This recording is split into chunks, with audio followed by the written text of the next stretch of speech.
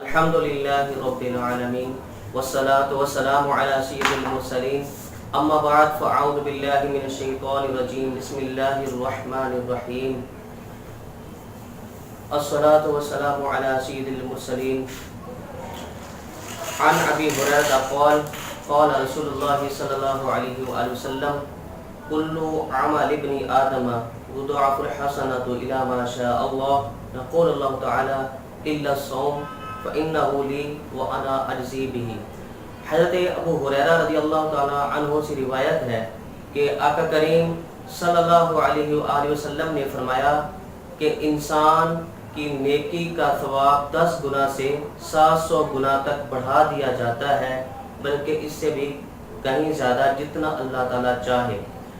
फरमाया अल्लाह ताला फरमाता है इल्ला सौम, सिवाय रोज़े के, फ़इन्नहु ली, रोज़ा मेरे लिए है और इसकी जज़ा मैं खुद दूंगा।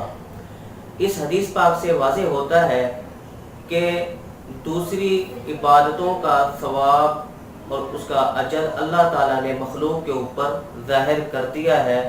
रोज़े का सवाब कितना है, इसकी हद कितनी है, अल्लाह अज़्ज़ व जल ने इसको बेहद और बेअंदाज़ा करार देते हुए इसकी निस्बत रोज़े की अपनी तरफ की और फरमाया कि रोज़ा मेरे लिए है, खालिस मेरे लिए, और उसकी जज़ा मैं खुद दूंगा।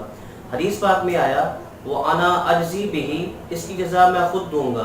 बाद उलमा कराम ने अर्ज़ी को मजहूल के साथ भी पढ़ा है उर्ज़ा बिही, यानी कि रोज़ा मेरे लिए है और इसकी जज़ा मैं खुद हूँ।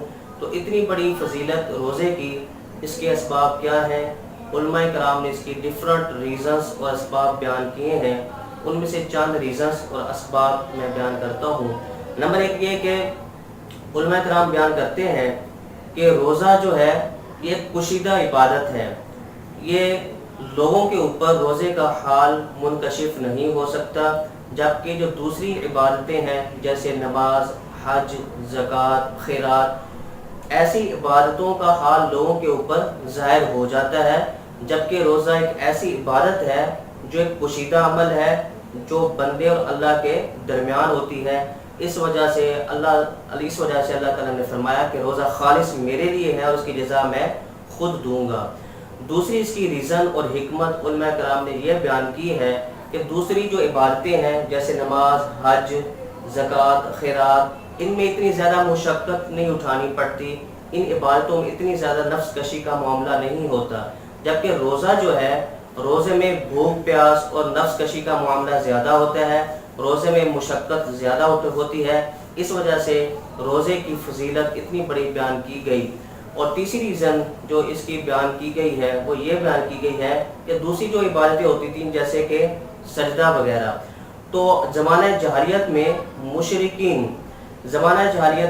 मुशरिकीन जो बातिल खुदा होते थे, झूठे खुदा होते थे, उनके लिए सजदा ताज़ीमी कर दिया करते थे। लेकिन रोज़ा एक ऐसी इबादत है, मुशरिकीन ने कभी भी जो बुत है, उनके जो बातिल खुदा थे, मबूदान बातिल, उनके लिए कभी भी रोज़ा मुशरिकीन ने कभी भी नहीं रखा। इस वजह से अल्लाह ताला ने फरमाया कि रोज़ा खालिस मेरे लिए है और इसकी जज़ा मैं खुद दूंगा।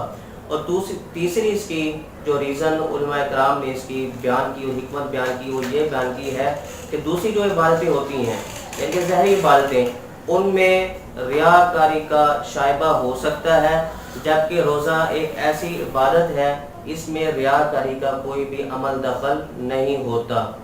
और इसकी एक ये भी हिकमत बयान की गई है कि रोज़ेदार जो है रोज़ा रख कर अपने अंदर मलाइका की सिफात पैदा करने की कोशिश करता है, तो इस वजह से रोज़ा अल्लाह अज़्ज़ व जल को बहुत ज़्यादा महबूब है। तो इस वजह से रोज़ा अल्लाह ताला के लिए खालिस है और रोज़े की जज़ा अल्लाह ताला ही देगा।